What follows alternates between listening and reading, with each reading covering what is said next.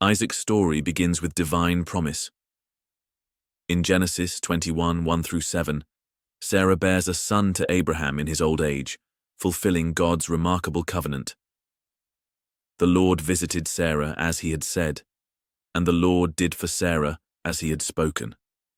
So Sarah conceived and bore Abraham a son in his old age, at the set time of which God had spoken. Sarah's joy overflows, declaring, "God has made me laugh, and all who hear will laugh with me." The most profound moment of Isaac's early life occurs in Genesis 22, the pivotal test of Abraham's faith. God commands Abraham to sacrifice his beloved son on Mount Moriah. Without hesitation, Abraham prepares to obey, binding Isaac and raising the knife. At the critical moment, an angel of the Lord intervenes, providing a ram as a substitute. God proclaims, "Because you have done this thing, and have not withheld your son, your only son, blessing I will bless you, and multiplying I will multiply your descendants as the stars of the heaven, and as the sand which is on the seashore." Genesis 22, 16-17. Isaac's marriage is a testament to divine guidance. In Genesis 24, Abraham sends his servant to find a wife for Isaac from his kindred. The servant prays for a sign, and Rebekah appears at the well, offering water to him and his camels. Her hospitality confirms her selection. She agrees to marry Isaac, and their union becomes a cornerstone of the covenant lineage. Their marriage initially faces challenges. Genesis 25:21 reveals, "Now Isaac pleaded with the Lord for his wife because she was barren, and the Lord granted his plea, and Rebekah his wife conceived." But her pregnancy is unique. 2 children struggle within her womb, and God reveals a profound prophecy. 2 nations are in your womb, 2 peoples shall be separated from your body. 1 people shall be stronger than the other, and the older shall serve the younger.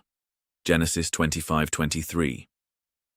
Esau and Jacob are born, with Esau emerging first, followed by Jacob grasping his heel. Their differences become apparent early. Esau becomes a skilled hunter, while Jacob is more contemplative. In a pivotal moment, Esau sells his birthright to Jacob for a mere pot of stew, demonstrating his disregard for his spiritual inheritance. Isaac's life mirrors his father Abraham's in many ways. Like Abraham, he experiences famine and must relocate. In Genesis 26, he moves to Gerar, where God reaffirms the covenant. "Sojourn in this land, and I will be with you and bless you. For to you and your descendants I will give all these lands, and I will perform the oath which I swore to Abraham your father." Genesis 26:3. During this time, Isaac faces similar challenges to his father.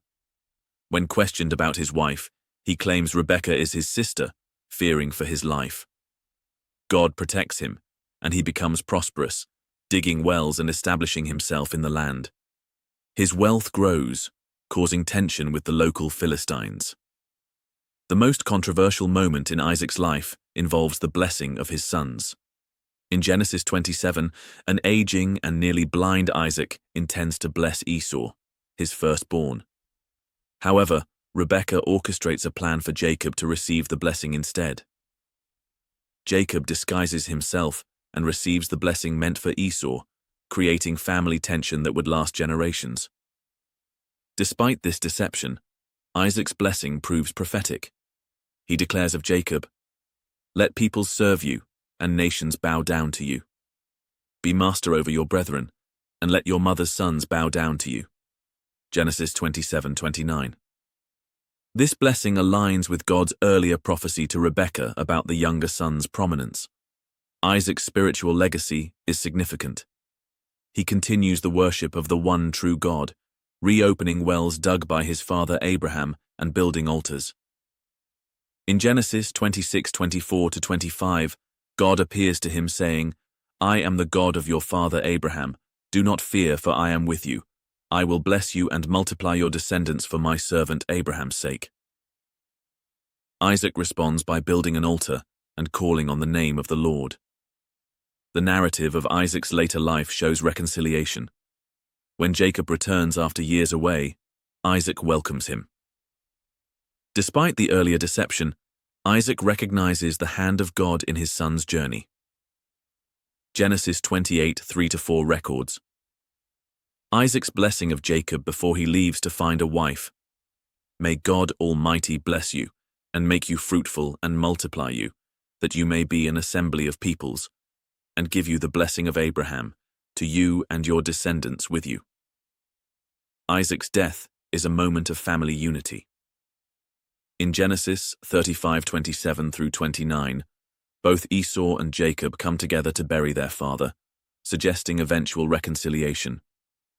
Isaac breathed his last and died, and was gathered to his people, being old and full of days. And his sons Esau and Jacob buried him. Theologically, Isaac represents continuity and faithful transmission of God's covenant. He is not a revolutionary figure like Abraham or Jacob, but a bridge between generations. His life demonstrates steady faith